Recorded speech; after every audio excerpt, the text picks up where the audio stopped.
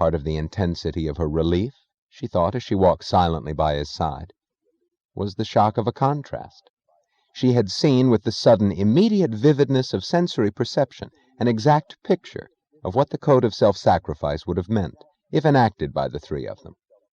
Galt, giving up the woman he wanted for the sake of his friend, faking his greatest feeling out of existence and himself out of her life, no matter what the cost to him and to her, then dragging the rest of his years through the waste of the unreached and unfulfilled. She turning for consolation to a second choice, faking a love she did not feel, being willing to fake, since her will to self-deceit was the essential required for Galt's self-sacrifice, then living out her years in hopeless longing, accepting as relief for an unhealing wound some moments of weary affection, plus the tenet that love is futile and happiness is not to be found on earth.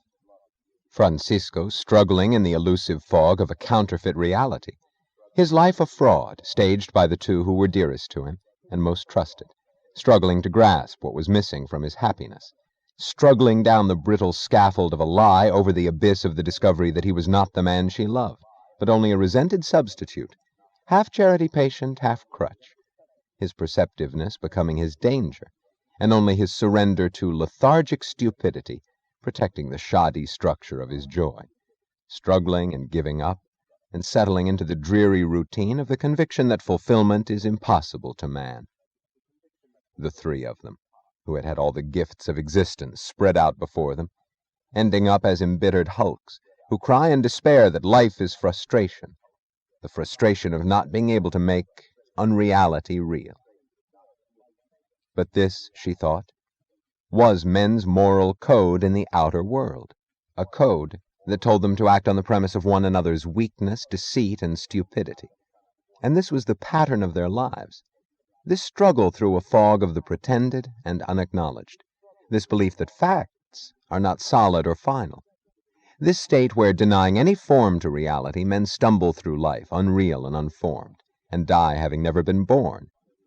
Here, she thought, looking down through green branches at the glittering roofs of the valley, one dealt with men as clear and firm as sun and rocks, and the immense light-heartedness of her relief came from the knowledge that no battle was hard, no decision was dangerous, where there was no soggy uncertainty, no shapeless evasion to encounter.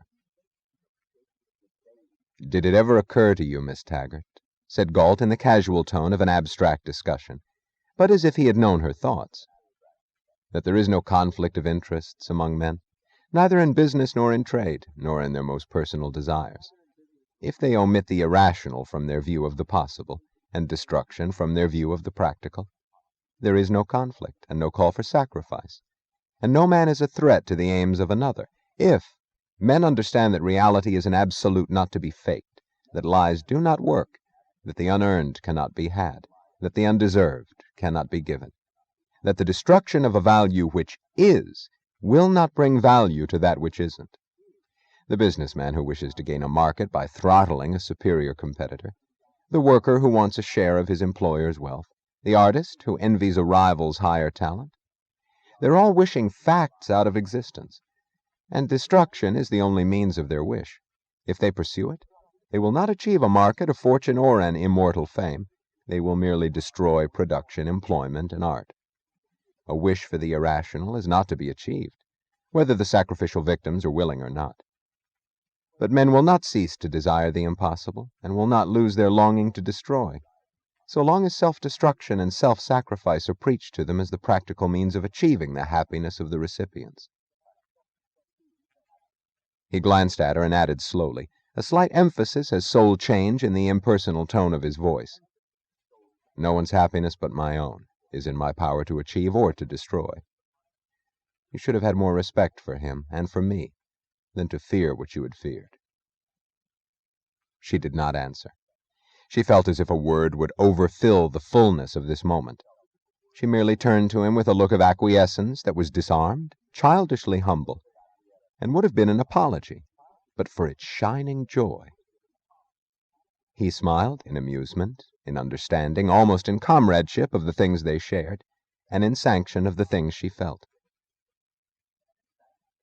They went on in silence, and it seemed to her that this was a summer day out of a carefree youth she had never lived. It was just a walk through the country by two people who were free for the pleasure of motion and sunlight, with no unsolved burdens left to carry. Her sense of lightness blended with the weightless sense of walking downhill, as if she needed no effort to walk, only to restrain herself from flying. And she walked, fighting the speed of the downward pull, her body leaning back, the wind blowing her skirt like a sail to break her motion. They parted at the bottom of the trail. He went to keep an appointment with Midas Mulligan, while she went to Hammond's Market with a list of items for the evening's dinner as the sole concern of her world.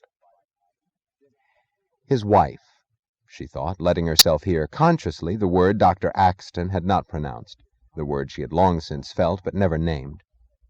For 3 weeks, she had been his wife, in every sense but one, and that final one was still to be earned. But this much was real, and today she could permit herself to know it, to feel it, to live with that one thought for this one day. The groceries which Lawrence Hammond was lining up at her order, on the polished counter of his store, had never appeared to her as such shining objects, and intent upon them, she was only half conscious of some disturbing element, of something that was wrong, but that her mind was too full to notice. She noticed it only when she saw Hammond pause, frown, and stare upward, at the sky beyond his open storefront. In time with his words, "I think somebody's trying to repeat your stunt, Miss Taggart." She realized that it was the sound of an airplane overhead, and that it had been there for some time, a sound which was not to be heard in the valley after the 1st of this month. They rushed out to the street. The small silver cross of a plane was circling above the ring of mountains, like a sparkling dragonfly about to brush the peaks with its wings. "What does he think he's doing?" said Lawrence Hammond. There were people at the doors of the shops, and standing still all down the street looking up. Is anyone expected?" she asked, and was astonished by the anxiety of her own voice. "No," said Hammond. "Everyone who's got any business here is here." He did not sound disturbed, but grimly curious. The plane was now a small dash, like a silver cigarette, streaking against the flanks of the mountains. It had dropped lower. "Looks like a private monoplane," said Hammond, squinting against the sun. "Not an army model." "Will the ray screen hold out?" she asked tensely, in a tone of defensive resentment against the approach of an enemy. He chuckled. "Hold out? Will he see us?" "That screen is safer than an underground vault, Miss Taggart, as you ought to know." The plane rose, and for a moment it was only a bright speck, like a bit of paper blown by the wind. It hovered uncertainly, then dropped down again into another circling spiral. "What in hell is he after?" said Hammond. Her eyes shot suddenly to his face. "He's looking for something," said Hammond. "What? Is there a telescope somewhere?" "Why, yes, at the airfield, but—" He was about to ask what was the matter with her voice, but she was running across the road down the path to the airfield, not knowing that she was running, driven by a reason she had no time and no courage to name. She found Dwight Sanders at the small telescope of the control tower. He was watching the plane attentively with a puzzled frown. "Let me see it," she snapped. She clutched the metal tube. She pressed her eye to the lens, her hand guiding the tube slowly to follow the plane. Then he saw that her hand had stopped, but her fingers did not open, and her face remained bent over the telescope, pressed to the lens, until he looked closer and saw that the lens was pressed to her forehead. "What's the matter, Miss Taggart?" She raised her head slowly. "Is it anyone you know, Miss Taggart?" She did not answer. She hurried away, her steps rushing with the zigzagging aimlessness of uncertainty. She dared not run, but she had to escape, she had to hide. She did not know whether she was afraid to be seen by the men around her, or by the plane above, the plane whose silver wings bore the number that belonged to Hank Reardon. She stopped when she stumbled over a rock and fell, and noticed that she had been running. She was on a small ledge in the cliffs above the airfield, hidden from the sight of the town, open to the view of the sky. She rose, her hands groping for support along a granite wall, feeling the warmth of the sun on the rock under her palms.